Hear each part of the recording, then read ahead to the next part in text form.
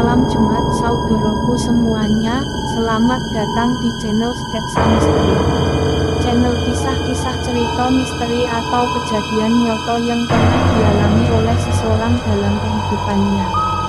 Episode kali ini menceritakan tentang hantu pohon beringin tua yang mengikuti anak bayi hingga ke rumahnya. Selamat menonton dan mendengarkan, jangan lupa untuk suka, komen, dan subscribe, agar malam ini kamu bermimpi indah. Salam malam Jumat. Anak lutung, percaya gak percaya, namun hal ini terjadi. Orang tua kita dulu selalu menasihati kepada para anaknya yang menggendong bayi di malam hari, diharuskan menutup kepala bayi tersebut dengan kain sambil mengucapkan, anak lutung, anak lutung. Hal ini dimaksudkan agar supaya bayi tersebut tidak diganggu makhluk halus karena mereka, makhluk halus, mengira bahwa bayi tersebut memang anak lutung. Kejadiannya kira tahun 2008-an dimana ketika itu Banu bersama istri dan anaknya mau pulang kampung alias mudik lebaran ke Bandung ikut mobil pamannya. Maklum Banu dan istrinya adalah kaum perantau. Bapak Banu asli Sukabumi sementara ibunya asli Cianjur, sementara Sutasi, istri Banu asli Bandung.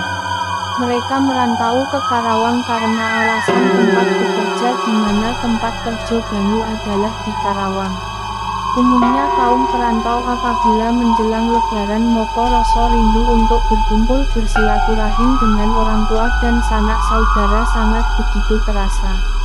Sama halnya dengan keadaan Banu Podo saat itu di mana tetangga kanan kiri sudah pergi pulang kampung, yang tinggal hanya beberapa keluarga Sojo yang memang asli kelahiran setempat sehingga menjelang hari terakhir bulan Ramadan kampung terasa sepi, jamaah sholat tarawih pun mulai berkurang dan syafnya makin maju. 2 hari menjelang lebaran tiba Banu dan Sutasi masih di rumah, di Karawang. Mereka ragu untuk mudik karena saat itu mereka punya bayi yang masih kecil. Kebayangkan betapa repotnya bepergian sambil membawa bayi di mana situasi menjelang lebaran penumpang bus antar kota antar provinsi begitu berjubel berdesak-desakan. Maklum saat itu mereka adalah rumah tangga baru yang masih dalam proses perjuangan menuju kemapanan rumah tangga di mana segalanya masih serba kekurangan dan keterbatasan. Jangankan punya mobil, motor saja mereka tidak punya, semuanya serba memprihatinkan. Namun berkat keyakinannya dan keikhlasannya menerima takdir sambil terus berusaha bekerja, akhirnya mereka tetap sabar dan bertahan menjalankan bahtera rumah tangga apa adanya. Mereka yakin suatu saat nasib akan berubah. Laksono rodo pedati, tidak selamanya selalu di bawah. Dalam berusaha Banu selalu teringat tausiah Pak Ustadz di pengajian rutin tiap malam minggu bahwa Allah melarang orang beriman berputus asa dari rahmatnya karena orang yang berputus asa dari rahmat Allah adalah orang kafir sebagaimana firman Allah dalam ujung ayat 87 surat Yusuf. Selain itu mereka juga berpikiran bahwa di luar sono masih banyak lagi yang lebih menderita daripada mereka. Ayah, ibu, maafkan anakmu ini jika lebaran tahun ini tidak bisa berkumpul bersilaturahmi di rumahmu, demi keselamatan cucumu, gumam Banu dalam hati. Kadangkala Banu merasa rendah diri apabila melihat keluarga lainnya mereka begitu nyaman pulang kampung sambil membawa mobil pribadinya masing-masing. Banu membayangkan mungkinkah hal itu akan terjadi pada dirinya di mana ia akan merasakan nikmatnya bergendara sendiri, membawa serta keluarganya tanpa harus bersusah payah berebutan dan berjejalan dengan penumpang lain di bis umum. Saat itu Banu hanya bisa menghayal. Ting, terdengar suara klakson mobil di depan rumah Banu. Sebenarnya bukan rumah Banu, tapi rumah milik pamannya. Banu dan keluarganya untuk sementara waktu tinggal di rumah pamannya. Mendengar suara klakson, bergegas Banu dan Sukasi membuka pintu dan melihat siapa gerangan yang datang. Ternyata sang paman yang datang. "Kasi, belum mudik?" tanya sang paman. "Belum paman, barangkali enggak mudik lebaran tahun ini sih, karena repot di jalannya," jawab Sukasi. "Ayo ikut paman, kebetulan paman sekarang mau ke Garut dan mobil kosong," ajak sang paman. Sesaat Banu dan Sukasi saling berpandangan. Mereka ragu untuk mengambil keputusan apakah mudik atau tidak, atau apakah ini jalan keluar yang ditawarkan Tuhan agar mereka bisa bersilaturahmi dengan keluarga. Akhirnya mereka mengambil keputusan untuk mudik tahun itu. "Terima kasih banyak sebelumnya, tunggu sebentar saya mau berkemas dulu," jawab Banu dengan senang hati. "Yo, saya tunggu," jawab sang paman. Akhirnya Banu dan Sukasi bergemas mempersiapkan segala sesuatunya untuk pergi mudik ke kampung halamannya, diantaranya peralatan bayi seperti popok, pamper, kain flanel dan lain-lain. Selepas asar mereka berangkat ke Bandung. Jalan yang dilalui tidak melalui jalan tol tetapi jalan umum, yaitu melalui Walahar, Curug, terus tembus ke Maracang Purwakarta. Katanya sih biar santai di perjalanan. Banu dan Sukasi hanya bisa mengikuti Sojo, maklum cuma pun ikut Sojo kemana yang membawa. Sebenarnya kalau lewat jalan tol waktu tempuh bisa lebih cepat, paling lama 2 jam, tapi kalau lewat jalan biasa bisa 5 jam baru sampai di Bandung, bisa jam 10-an malam baru sampai di Bandung, pikir Banu. Dugaan Banu benar, tepat pukul 6 sore atau saatnya sholat maghrib, perjalanan baru sampai di perkebunan teh Panglejar. Segera saja mobil Kijang Super yang ditumpangi Banu sekeluarga menepi dan memasuki halaman parkir Masjid Panglejar. Suasana agak remang ditambah lagi gerimis yang turun rintik-rintik. Mereka semua turun dari mobil dan memburu masjid untuk menunaikan sholat maghrib kecuali Sukasi yang saat itu memang sedang kedatangan tamu bulanan. Sambil menggendong bayinya, Sukasi berteduh di bawah pohon beringin yang lebat menghindari gerimis tipis. Pohon beringin itu terlihat lebat, besar dan menghitam karena gelap malam, namun ada sedikit berkas cahaya yang sampai menembus selo ranting dan dedaunan. Sementara akar hawanya menduntai panjang dan lebat laksana rambut terurai. Di sanalah Sukasi dan bayinya terlindung dari gerimis yang terus mengguyur. Setelah menunaikan sholat maghrib dilanjutkan dengan makan berbuka puasa dengan nasi timbel yang memang mereka bawa dari rumah. Setelah selesai sholat maghrib dan makan berbuka puasa perjalanan pun dilanjutkan kembali. Di tengah perjalanan sesuatu yang aneh terjadi di mana mobil terasa berat lajunya. "Pak Haji, kenapa ya mobil kok terasa berat, apakah sudah diservis?" tanya sang supir kepada paman. "Masa sih, kan sebelum mudik sudah diservis dulu di bengkel," jawab sang paman. "Barangkali bannya kurang angin," kata Banu memberikan sangkaannya. "Iya, mungkin bannya kempes," kata sang paman lagi. Akhirnya mobil menepi dan sang sopir turun untuk memeriksa ban, namun tidak lama sang supir pun naik kembali ke mobil. "Gimana bannya Jang?" nama sang supir. Tanya sang paman kepada sang supir. "Bannya bagus Mam," jawab sang sopir. Akhirnya mereka pun melanjutkan kembali perjalanan. Selain terasa berat, ada hal lain yang terasa aneh, di mana mereka merasa ada penumpang di bangku baris belakang, padahal bangku belakang kosong. Sesekali Sukasi maupun Banu menengok ke belakang namun tidak ada siapa, yang ada hanya remang terlihat tumpukan tas. Banu dan Sukasi merasa odo aliran udara yang berhembus dari arah bangku belakang, terasa dingin dan membuat bulu kuduk meremang. Tidak berapa lama sang bayi pun terbangun, dan mulai rewel nggak mau diam, seperti merasakan sesuatu yang tidak enak. Sukasi sudah berusaha menenangkannya dengan memberikan susunya ke mulut bayi tersebut namun ditolaknya.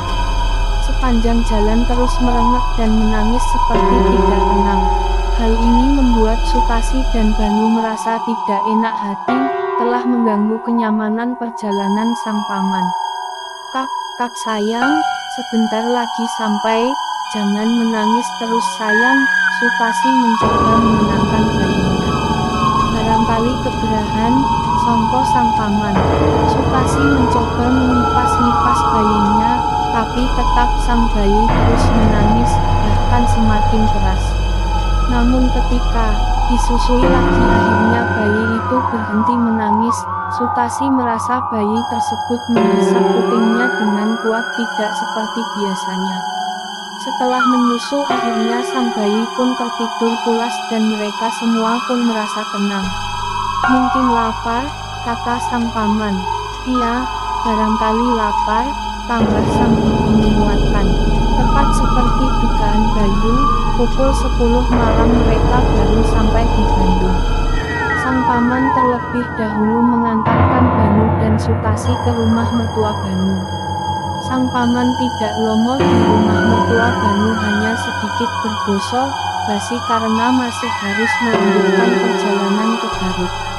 Akhirnya rombongan paman Banu meninggalkan rumah mertua Banu menuju Garut. Di perjalanan menuju Garut sang supir merasakan perbedaan kondisi mobil. Kini mobil terasa ringan dibawanya dan suasana terang dan hangat melingkupi mobil tersebut. Paman, mobil ini sekarang terasa ringan, tidak seperti tadi, kata sang sopir. Oh iyalah, kan penumpangnya sudah berkurang, jawab sang paman. Berbeda dengan suasana rumah mertua Banu, sejak kedatangan Banu suasana rumah mendadak mencekam. Ketika semua memasuki ruangan, terasa seperti odo yang mengikuti dari belakang yang ikut masuk ke dalam rumah, dan tiba-tiba pintu ruang tamu tertutup dengan sendirinya. Takut terjadi hal yang tidak diinginkan alias kedatangan tamu tak diundang, Banu memeriksa pintu ruang tamu, dan ternyata tidak odo opo dan tidak odo siapa, mungkin hanya tertiup angin, gumam Banu dalam hati. Akhirnya mereka pun berkumpul di ruang tengah. Tampak Sukasi masih menggendong bayinya yang masih terlelap tidur. Mono cucu nenek pengen gendong, kata ibu mertua Banu sambil melihat ke arah Sukasi. Lagi tidur mah, sepanjang jalan tadi meremet terus nggak tahu kenapa, jawab Sukasi. Oh kajian, cucu nenek, kenapa nangis terus? Sini nenek gendong, kata ibu mertua Bayu sambil menimang cucunya yang masih terlelap tidur. Tadinya kami tidak berniat mudik pak, takut si Ujang, bayi Banu, kena opo di jalan, maklum musim mudik begini kan bus penuh terus, tapi untung odo paman Herman yang mengajak kami dan mengantarkan ke sini, kata Banu membuka percakapan. Yo syukur atuh kalau begitu, jalan rezeki mah dari mono ojo atuh datangnya. Kasian ibu mertua Banu nggak odo yang bantu bikin ketupat kalau kalian nggak mudik. Bapak doakan mudahan kelak nak Banu bisa seperti paman Herman. Sabar ojo nanti juga kalau sudah saatnya tiba, pasti kesampaian, balas sang mertua memberi semangat kepada Banu.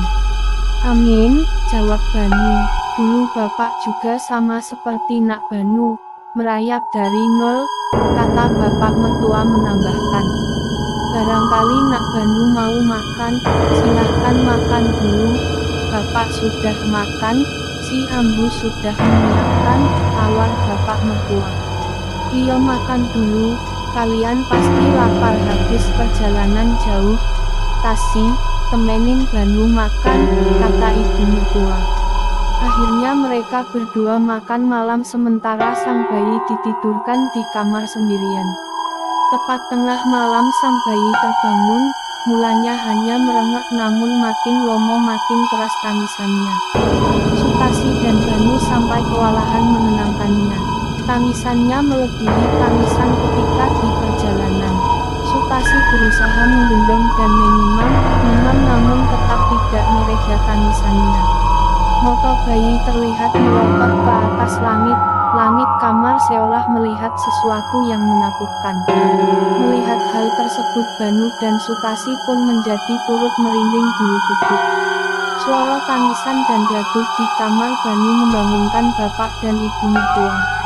Mereka mendatangi kamar dan melihat kondisi sang bayi.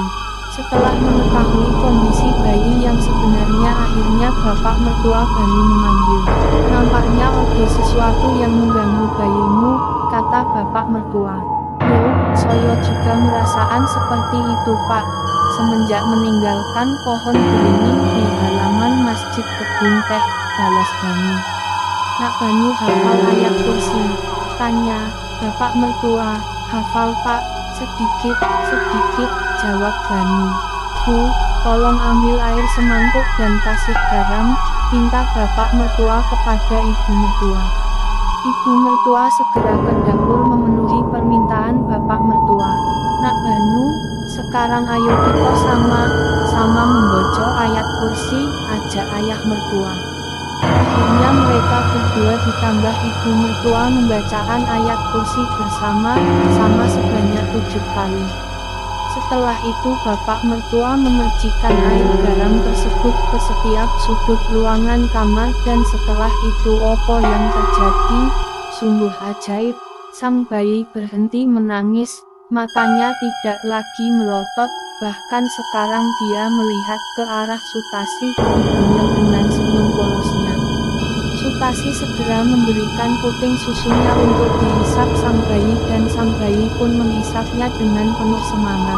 Alhamdulillah, akhirnya tenang juga anakmu nak Banu, kata bapak mertua. Iya pak, jawab Banu.